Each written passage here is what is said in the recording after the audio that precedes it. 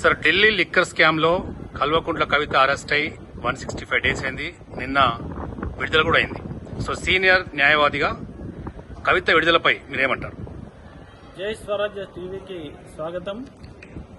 ఇవాళ కవిత విడుదలపై మేము ప్రత్యేకంగా అనేది ఏం లేదు. ఒక న్యాయపరమైన అంశాల్లో ఉన్న మేము నేరం చేసినప్పుడు అరెస్ట్ కాక తప్పదు, ఆ ఒక విచారణ ఎన్నుకోక తప్పదు. ఆమె నేరం చేసింది కాబట్టి అరెస్ట్ కావడం జరిగింది. అరెస్ట్ కంటే ముందు కూడా ఎన్నోసార్లు చాలా కారణాలు చెప్పి అరెస్ట్ కాకుండా తప్పించుకోవడం కూడా జరిగింది. ఇవాళ రాజకీయ నాయకులంటేనే ఒక నేరగాళ్లలాగా తయారైపోయింది. ఇవాళ రాజకీయంలో తీవ్రవాద రాజకీయాలు కొనసాగుతున్నాయి. రాజకీయాలన్నీ కూడా అవినీతమైపోయి ప్రజల సొమ్ముని ఏ విధంగా నొక్కాలి, ఎలాంటి ఆలోచనలు చేయాలి, ఎలాంటి స్కీములు పెట్టాలని ఒక ఆలోచనతో ఇవాళ కొనసాగుతుంది.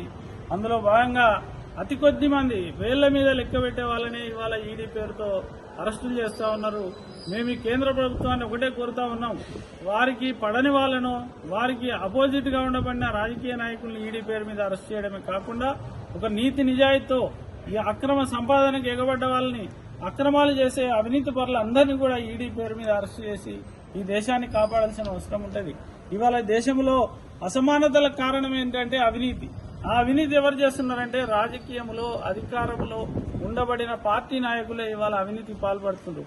ఈ అవినీతి వల్ల ఈ దేశంలో అసమానతలు పెరిగిపోయి రకరకాల సమస్యలు ఏర్పడుతున్నాయి. ఇవాళ టెర్రరిజం ఎందుకు వస్తుంది, లేకపోతే ఇవాళ ఈ యొక్క అసమానతల వల్ల ఆత్మహత్యలు ఎందుకు అవుతున్నాయి, ఇవన్నిటిని కూడా అధ్యయనం చేయాల్సి ఉంటుంది.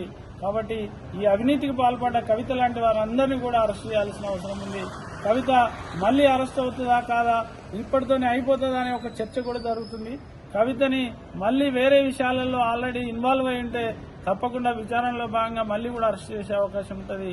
కాబట్టి కవిత అరెస్టును చూసైనా ఈ యొక్క రాజకీయ నాయకులు వాళ్ళ ఒక అవినీతి దాహాన్ని తగ్గించుకొని ఒక స్వచ్ఛమైన పాలన అందించాలి. లేకపోతే అవినీతికి అలవాటు పడ్డ రాజకీయ నాయకులు అట్లే కొనసాగితే ప్రజలు పెద్ద ఎత్తున బంగ్లాదేశ్ లో ఏ విధంగా అయితే ప్రజల తిరుగుబాటు జరిగిందో భారతదేశంలో కూడా అదే తిరుగుబాటు జరిగే అవకాశం ఉందనే విషయం తెలియజేస్తున్నాం. సార్, మళ్ళా భవిష్యత్తులో కవిత అరెస్ట్ అయ్యే అవకాశం ఉంటుందా?